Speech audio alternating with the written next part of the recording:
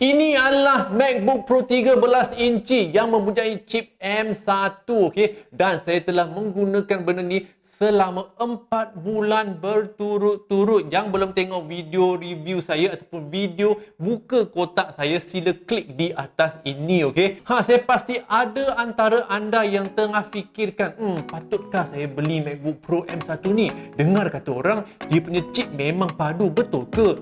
Jom saya ceritakan pengalaman saya dengan anda dalam video ini. Jom.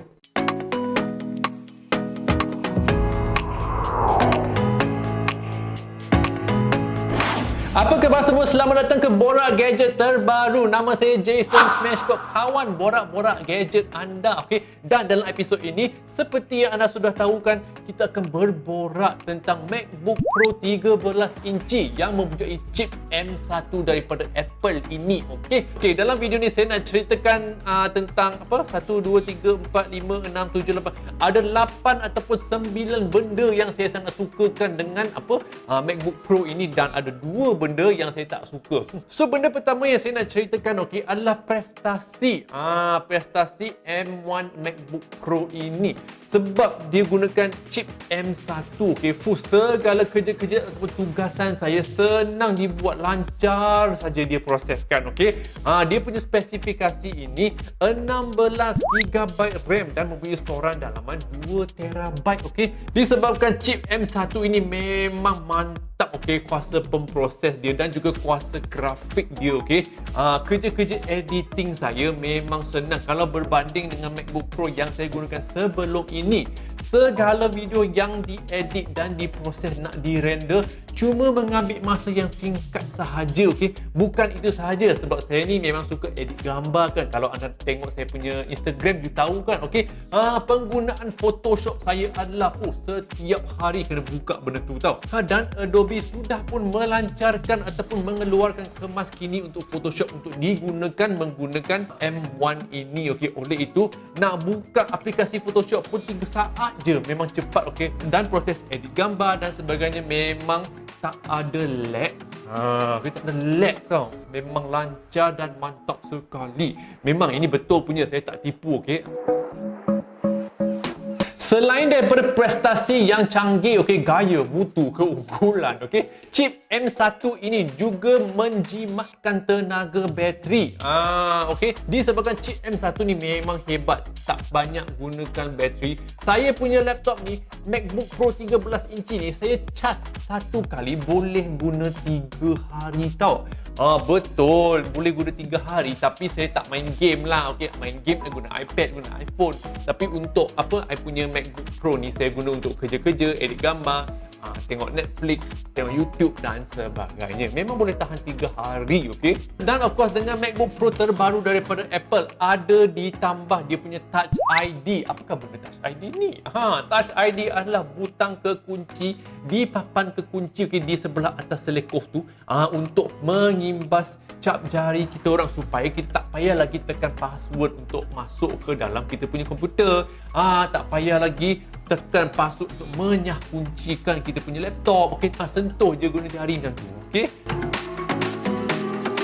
Okey, satu lagi benda yang saya nak cakapkan, okey, pasti anda pun sudah tahu tentang benda ni. Tapi saya masih kena ceritakan apa yang saya suka tentang benda ni kan. Sebenarnya dia punya screen ini senang dilihat dan juga kontras dia sangat tinggi. Okey, resolusi pun padat. Sebenarnya kan screen yang saya ada ni, dia panggilkan retina display. Yang mempunyai ciri true tone tau. True tone ni maksudnya benda ni, MacBook Pro ni kan, dia ada mata tau. Mata dia nampak cahaya di sekeliling kita orang. Sama ada cahaya putih ke, cahaya kuning ke, dia orang akan setkan ataupun mengawal suhu skrin ini untuk menunjukkan warna yang boleh serasi dengan cahaya kita orang. Okey, memang pandai. Oleh itu senang kita nak tengok. Dan nak tengok YouTube, nak tengok Netflix kan, memang tak ada masalah. Memang sangat cantik dia punya skrin ini. Tapi disebabkan skrin ini kaca dia adalah glossy, oleh itu kita asyik boleh nampak kita punya muka sendiri tau. Okey, macam sekarang saya nampak muka saya sendiri sebab ada refleksi di kaca skrin. Okey, dia punya papan kekunci ataupun magic keyboard dia orang panggilkan. Okey, senang ditekan. Okey, setiap kunci yang ditekan mempunyai maklum balas ataupun feedback yang sangat ketara. Okey, supaya kita tak salah tekan ke kunci. Tak macam apa MacBook punya keyboard yang sebelum ni. Yang sebelum ni dia punya keyboard memang tak bagus. Okey, dan benda ni di atasnya ada juga touch bar. Okey, touch bar adalah skrin panjang yang boleh bertukar-tukar fungsinya, tapi fungsi yang saya paling kerap gunakan, okey, boleh dikatakan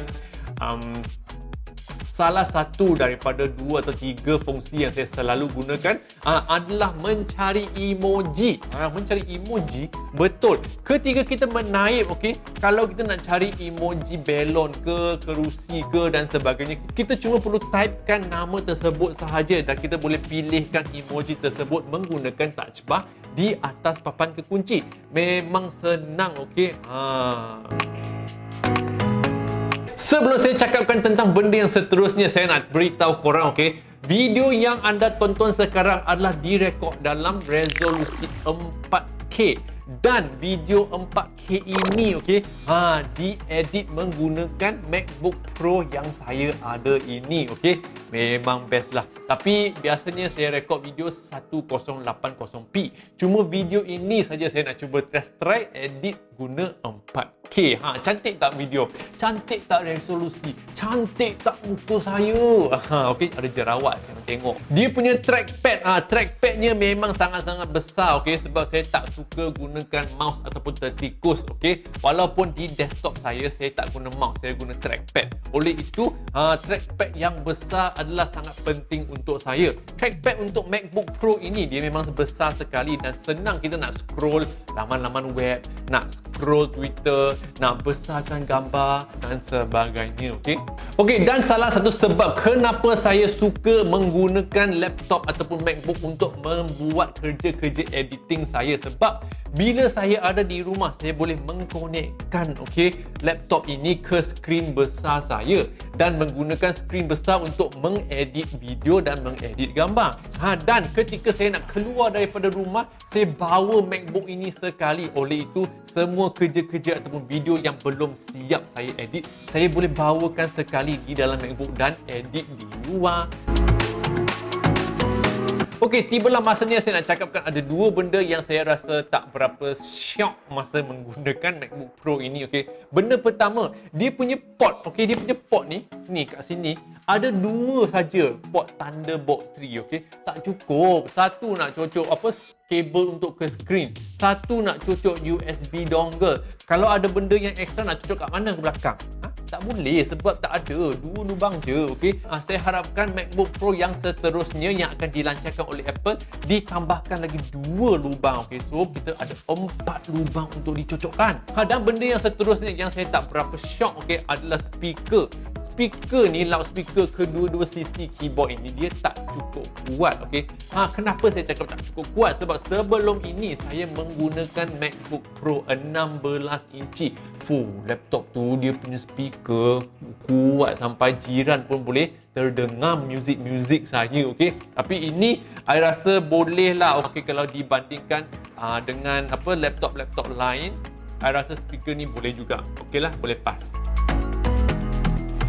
Okey, untuk semua yang tengah fikirkan, patutkah saya beli MacBook Pro 13 inci M1 ni? Of course, kena beli, okey. Jangan beli yang second hand yang ada chip Intel tu, okey, sebab benda tu dah expired, okey, dah outdated, okey. Kena beli yang M1 chip sebab M1 chip ni prestasi editing lah, kerja-kerja tugasan memang lancar gila, okey. Harga dia lebih kurang 5,999. Tapi sekiranya anda tak nak bayar 5,000 lebih untuk M1 chip, tak apa, sebab diorang juga ada MacBook Air, okey, yang menggunakan chip yang sama. Dan baru-baru ini, okey, sekiranya anda tak tahu, diorang sudah pun lancarkan iMac yang menggunakan chip yang sama, M1 juga, okey. Itu sahaja cerita saya kepada anda tentang pengalaman saya menggunakan MacBook Pro 13 inci selama 4 bulan berturut-turut, okey. I memang sukalah benda ni, memang best. Dia punya design pun memang berkualiti dan nampak premium, okey. Sekiranya anda suka video-video gadget macam ni, sila sharekan video ni kepada kawan-kawan, bagi tahu diorang, video ni best lah, Smashpop ni handsome lah, macam tu lah. Okey, Dan jangan lupa untuk langgan ke channel ini. Kalau sudah langgan, tekan butang loceng. Okey, ikuti saya di Instagram dan juga di TikTok @. Jumpa anda di video seterusnya. Yo.